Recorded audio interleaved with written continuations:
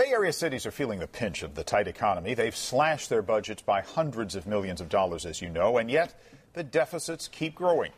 Many blame the generous pensions public employees get when they retire, a burden that is skyrocketing now for local governments. More on this from Laura Anthony in tonight's Assignment 7 report.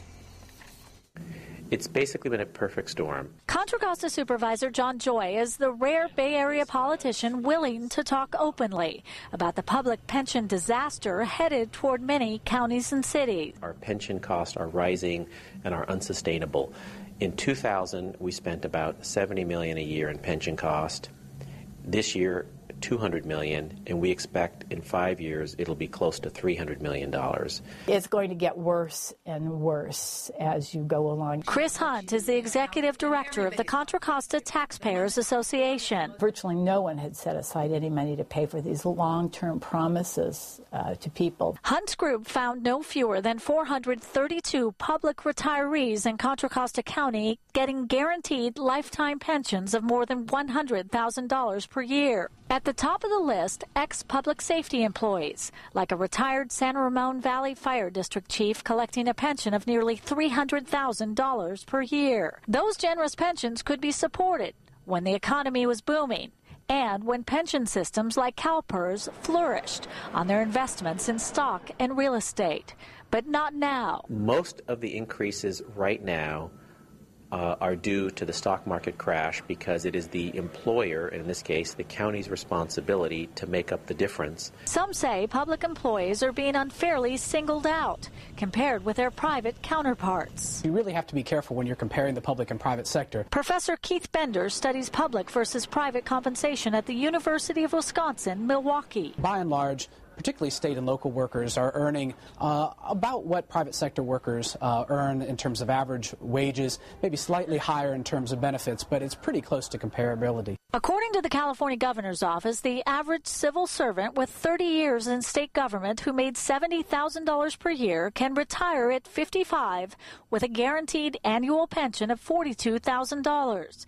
Employees in high-risk jobs like firefighters and police get up to 90% of their salaries if they retire at age 50. There are markets that the private sector just won't move into. Michael Picker is with Californians for Health Care and Retirement.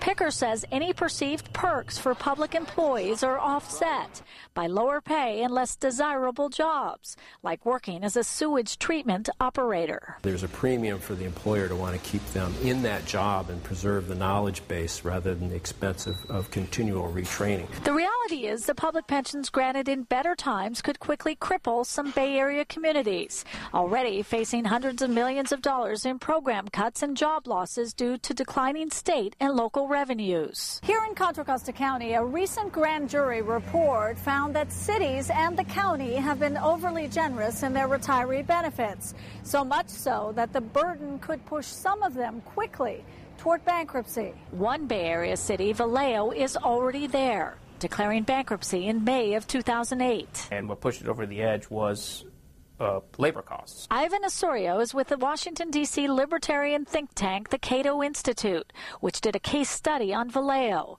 Osorio says agreements made with unions in profitable years broke Vallejo in the lean years. After the bankruptcy, Vallejo's unions did agree to renegotiate their contracts.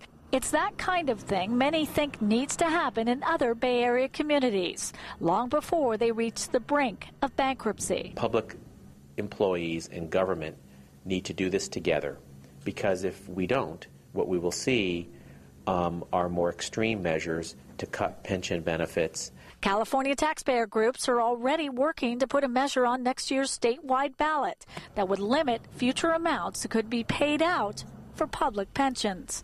Laura Anthony, ABC 7 News.